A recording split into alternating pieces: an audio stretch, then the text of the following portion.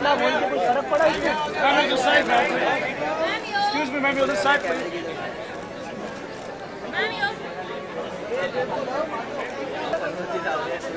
Majority जास्त राहणार आहे.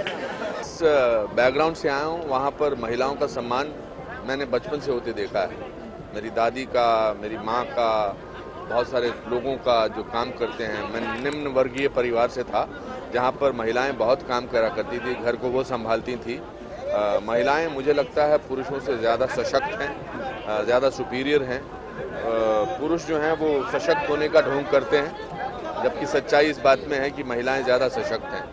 आप ज़्यादा हैरान मत होइए, ये सच है. और मैं ये इस पॉपुलैरिटी के पॉइंट ऑफ व्यू नहीं कहना चाहता कि ये पॉपुलर नॉर्म बोलने का है. I think it's very important to understand anybody who has the power to give birth to another human being is anyway superior to any species in the world.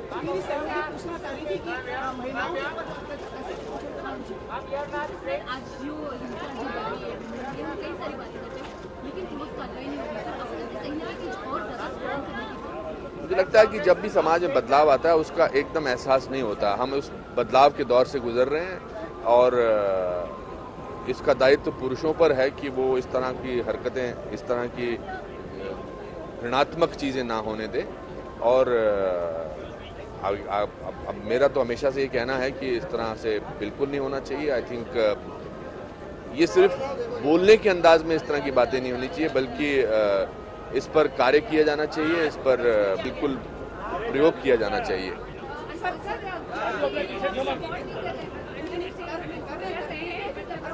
किनको जी? किरण जी को मैं सपोर्ट कर रहा हूँ. मैं उनकी जो, हाँ, मैं किसी पॉलिटिकल पार्टी से नहीं हूँ, पर क्योंकि किरण जी को मैं 8 साल दोस्त की हैसियत से जानता हूँ, मेरी बहुत घनिष्ठ मित्र रही हैं. और पिछले 28 साल से मैं उनसे ब्याह किया हुआ है. शादी में कभी कभी झगड़े वगड़े होते रहते हैं, मगर दोस्त के पॉइंट ऑफ व्यू से मैंने हमेशा उन्हें एक बहुत ही पावरफुल वुमन है, ईमानदार है, एक बहुत ही ईमानदार वुमन है. जो काम बोलती हैं वो करके दिखाती हैं.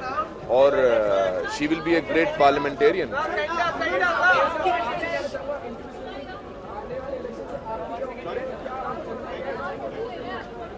बिल्कुल, हम वोट देना हमारा अधिकार ही नहीं, हमारा कर्तव्य भी है. अगर हम वोट ना दें और फिर हमें कोई हक नहीं है कि आने वाले 5 सालों में हम किसी भी सरकार की आलोचना कर सकें, क्योंकि